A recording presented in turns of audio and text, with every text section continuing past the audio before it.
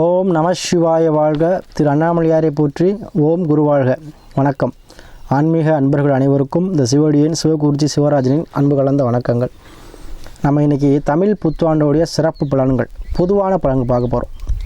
நாட்டுக்கு என்னென்ன விஷயங்கள், அதாவது பொருளாதார ஏற்றம் இருக்குமா, விவசாய பணி நல்லா இருக்குமா, மக்களுக்கு நல்லா இருக்குமா, சரி அன்றாட தேவையை பூர்த்தி செய்ய அளவுக்கு வருமானங்கள் வருமா, பொதுவாக நாட்டில் என்ன விஷயங்கள் நடக்கும் நடக்காது, மழைப்பொழிவு எப்படி இருக்கும், இந்த மாதிரி விஷயங்கள் நம்ம ஆய்வு பண்ணி இந்த சித்திரை 1ஆம் மஞ்சளுடைய தமிழ் புத்தாண்டை நம்ம எப்படி இருக்குன்னு பார்க்க போகிறோம். அந்த வகையில் நம்ம முதல்ல பார்க்குறதுக்கு முன்னாடி குரோதி வருஷம் அப்படின்னு சொல்லி இந்த தமிழ் புத்தாண்டை நம்ம அழைக்கிறோம். அதுக்கு நம்மளுடைய சித்தர் பெருமான்னு பார்த்திங்கன்னா ஒவ்வொரு ஆண்டுக்குமே ஒரு சிறப்பான பாடல் எழுதிச்சோம். அது கண்டிப்பாக நடக்கும். அதே வேளை அந்த பாடலை பார்த்துருவோம். அதுக்கப்புறம் நம்ம தனிப்பட்ட முறையில் எல்லா விஷயமும் நம்ம பேசுவோம். இல்லை ஒரு கிரகங்கள் இந்த நிலையில் இருக்காங்கன்னு பார்ப்போம்.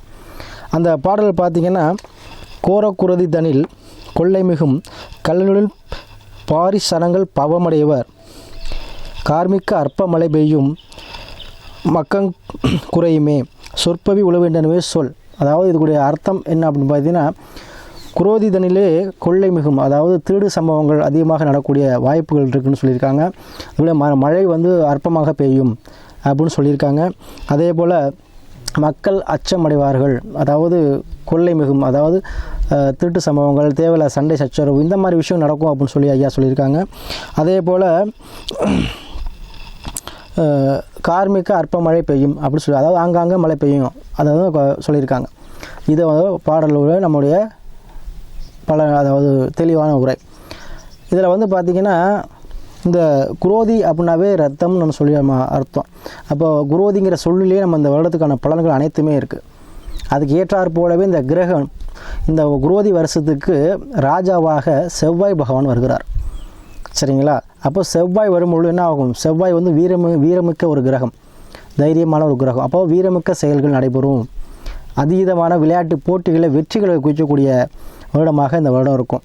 விளையாட்டு போட்டிகள் மேலோங்கும், தனித்திறமைகள் வெளிப்படும். சரிங்களா? தனித்திறமைகள், அதேபோல் விளையாட்டு அரங்கில் அதீதமான ஒரு பரிசில் விழக்கூடிய ஆண்டாக இந்த ஆண்டு அமையும். சரிங்களா? அதே போல் மந்திரியாக சனி பகவான் வருகிறார். அப்போது செவ்வாய் தலைவராக இருக்கும்பொழுது ராஜாவாக இருக்கிறார், மந்திரி சனியாகிறார். அப்போது சீருடை பணியாளர்கள், காவல்துறை, இராணுவம், இந்த மாதிரி சீருடை பணிஞ்சு யாரும் வேலை பார்க்கணும், அவங்கள சில சீர்திருத்தங்கள் ஏற்படும். யாரெல்லாம் அவங்க வேலை பார்க்கையில் தப்பு பண்ணாலும் சரி, இல்லை ஊழல் பண்ணாலும் சரி, எது பண்ணாலும் மாட்டிப்பாங்க. சரிங்களா? அந்த மாதிரி விஷயங்கள் நடக்கும். அதே போல் சேனாதிபதி, நம்ம சொல்கிறது எல்லாமே திருக்கணித முறைப்படி நம்ம பார்த்துட்ருக்கோம் இந்த பலன்கள். சரிங்களா? அப்போ சேனாதிபதியாக சுக்கிர பகவான் வருகிறார். சரிங்களா? அப்போது நாட்டில் பொருளாதாரம் ஓரளவுக்கு நமக்கு சாதகமாக தான் இருக்கும். சரிங்களா? பொருளாதாரம் ஓரளவு சாதகமாக இருக்கும். ஏன் அப்படி சொல்கிறேன்னா, அர்க்காதிபதியாகவும் சுக்கிரன் வருகிறார், சேனாதிபதியாகவும் சுக்கிரன் வருகிறார். அப்போது கண்டிப்பாக பொருளாதாரம், அர்க்காதிபதினா பொருளாதாரம் நம்ம ஒரு அர்த்தம். அப்போது பொருளாதாரம் அதாவது என்ன ஆகும்? ஓரளவுக்கு உயரும். சரிங்களா? அதில் எந்த பாதிப்பும் வராது. அதே போல் மந்திரியாக சனி வரும்பொழுது கண்டிப்பாக நேர்மையானவர்கள் மட்டுமே ஆட்சி பெற முடியும். இப்போ நம்ம ஏன்னா இந்த மாதம் அரசியல் தேர்தல் களமாக இருக்குது. சரிங்களா? அப்போது கண்டிப்பாக யார் ஆட்சி புரிவார்கள் அப்படின்னு பார்த்தா, ராஜாவாக செவ்வாய் வருகிறார். அப்போது எந்த கட்சி யூனிஃபார்ம் போட்ட நபர்களை யூஸ் பண்ணுறாங்களோ, எந்த அரசியல் கட்சி சீருடை அணிந்தவர்களை யூஸ் பண்ணுறாங்களோ அவங்க ஆட்சியை பிடிப்பார்கள். சரிங்களா? இந்த வருடம் அதான் பலன். அதே போல் சஸ்யாதிபதியாக அகங்காரம், அதாவது இப்போ விலைவாசி, சஸ்யாதிபதி விலைவாசி ஏற்றம், விலைவாசி ஏற்றங்கள் அதிகமாக இருக்கும். கடுமையாக தக்காளி விலை, குறிப்பாக தக்காளி, மிளகாய், இந்த மாதிரி அத்தியாவசிய பொருட்களின் விலைகள் ஏற்றம் அதிகம் இருக்கும், ஏற்றமாக தான் இருக்குங்க. சரிங்களா? அதே போல் இந்த மாதிரி ரத்தினங்கள், டைமண்ட்ஸ், இந்த மாதிரி பொருட்களின் ஒரு டிமாண்ட் அதிகமாக இருக்கும். சரியா? அதுதான் சஸ்யாதிபதி. அதே போல் விலைவாசி ஏற்றம் கண்டிப்பாக அதிகமாக இருக்கும் வரக்கூடிய காலங்கள்.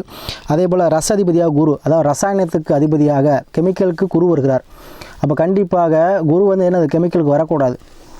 அப்போ கெமிக்கலுக்கு வரும்பொழுது கண்டிப்பாக அதோடைய டிமாண்ட் அதிகரிக்கும்.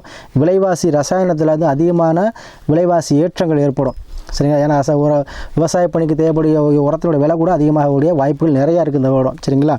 அதே போல் தானிய அதிபதியாக சூரிய பகவான் இருக்கார். அப்போ நம்ம ஒரு விவசாயம் செய்கிறோம், எந்த மாதிரி செய்யலாம் அப்படின்னு பார்த்தீங்கன்னா, கோதுமை, துவரை, இந்த மாதிரி இப்போ பயிர்கள் செய்யலாம். அதே போல் ஓங்கி உயரமாக வளரக்கூடிய மர வகைகள், இந்த மாதிரி விஷயங்களும் உங்களுக்கு விவசாய பண்ண அதிக லாபத்தை கொடுக்கும். ஏன்னா தானிய அதிபதியாக சூரிய பகவான் வருவதனால கண்டிப்பாக என்ன பண்ணுவோம், அன்றாட தேவைக்கு யூஸ் பண்ணக்கூடிய பொருட்களும் நம்ம யூஸ் பண்ணிக்கலாம். காய்கறிகள், இந்த மாதிரி விஷயங்கள் பயிரிடலாங்க. அதே போல் வறட்சியை தாங்கக்கூடிய எந்த ஒரு தாவரங்களையும் நீங்கள் பயிர் செய்யலாம். சரியா. அதே போல் மேக அதிபதியாக சுக்கிர பகவான் வருகிறார். ஐயா பாடலில் மழை அற்பமாக பெய்யும் சொல்லியிருந்தாலும் கூட கோச்சார ரீதியாக நம்முடைய மீனராசிலே ராகு பகவான் இருக்கிறதுனால அங்கே குரு உச்சம் வருவதனால கண்டிப்பாக இங்கே மேக அதிபதியாக மேகங்களுக்கு தலைவனாக சுக்கிர பகவான் வருவதனால கண்டிப்பாக அடமழை உண்டு. ஏன்னா மந்திரியாக சனி வருகிறார். அப்போ சனி கிரகத்துக்கு கண்டிப்பாக மேகம் யார், மேகாதிபதியாக சுக்கிரன், மழை தரக்கூடிய கிரகம், நீர் கிரகம்.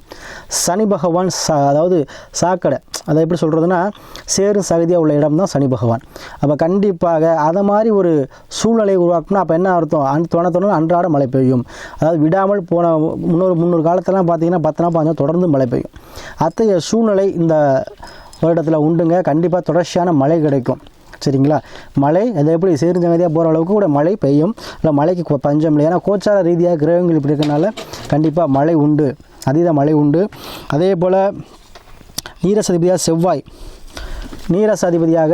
செவ்வாய் இருப்பதனால கண்டிப்பாக என்ன ஆகும், உயர்ந்த ரத்தினங்கள், கோல்டு, வெள்ளி இதெல்லாவுடைய விலை அதிகமாகுங்க. இருக்க விலை ஏற்றங்கள் அதிகமாகும். கண்டிப்பாக விலையேற்றம் அதிகமாக இருக்கும். அதாவது தங்கம், வெள்ளி, இந்த மாதிரி உயர் ரக ரத்தினங்கள், இந்த மாதிரி விஷயங்கள்லாம் விலைகள் அதிகரிக்கும். அதே போல் குரோதி வேடம் அப்படின்னாவே தேவையில்லாத குரோதி, அப்போ சண்டை சச்சரவு, அப்போ அண்டை நாடுகளுடனுடைய சண்டை, எல்லை பிரச்சனை கண்டிப்பாக அவருடைய வாய்ப்புகள் இருக்குது. அதுவும் வடக்கு திசையில் உள்ள நாடுகள் மூலமாக இந்தியாவிற்கு என்ன ஆகும், எல்லை பிரச்சனைகள் ஏற்படுவதற்கு, சில தீவிரவாதிகள் ஊடுருவுதல், இந்த மாதிரி விஷயங்கள் கண்டிப்பாக நடக்கும். மக்களை அச்சுறுத்தக்கூடிய வகையில் இந்த மாதிரி விஷயங்கள் கண்டிப்பாக நடைபெறும். இதுதான் குரோதி விட பலன். இது எல்லாமே நம்ம முடிவு பண்ணலை, அதில் உள்ள பாடல்கள் அந்த கிரக நிலைகளை வைத்து நம்ம சொல்கிறோம். சரிங்களா. அதே போல் இந்த வருடத்தில் ஓரளவு பொருளாதார ஏற்றங்கள் உண்டு. சரிங்களா. பொருளாதாரங்கள் ஏற்ற இறக்கத்தாக இருந்தாலும் ஓரளவு பொருளாதாரம் சுமமாக இருக்கும். அதே போல் அத்தியாவசிய பொருட்களின் விலையேற்றம் கொஞ்சம் அதிகமாக தாங்க இருக்கும். அதே போல் விவசாய பணிகளுக்கு தேவையான மழை பெய்யும். விவசாய பணிகள் அதிகமாக மேற்கொள்ளலாம். சரிங்களா. விலைவாசி உயர்வு அப்படிங்கிறது ஓரளவு நம்முடைய அன்றாட தேவையை பூர்த்தி செய்ய அளவுக்கு கண்டிப்பாக அத்தியாவசிய பொருள் கிடைக்கும். இருந்தால் கொஞ்சம் விலை ஏற்றங்கள் அதிகமாக தான் இருக்கும். எல்லாமே இந்த குரோதி வருட பலன்கள். சரிங்களா. இதனால் இந்த இந்தியாவை பொறுத்த வரைக்கும் பொருளாதார ஏற்றம் உண்டு. சரிங்களா. அதே போல் நேர்மையாக இருக்கக்கூடிய மட்டுமே இனிமேல் என்ன பண்ண முடியும், அரசியலோ இல்லை உத்தியோகமோ நேர்மையை தவறுனா கண்டிப்பாக அவங்களுக்கு பிரச்சனையை கொடுக்கும் ஒரு வருஷ காலம். சரிங்களா. இதுதான் குரோதி வருட தமிழ் புத்தாண்டு. அனைவருக்கும் இனிய தமிழ் புத்தாண்டு நல்வாழ்த்துக்கள்.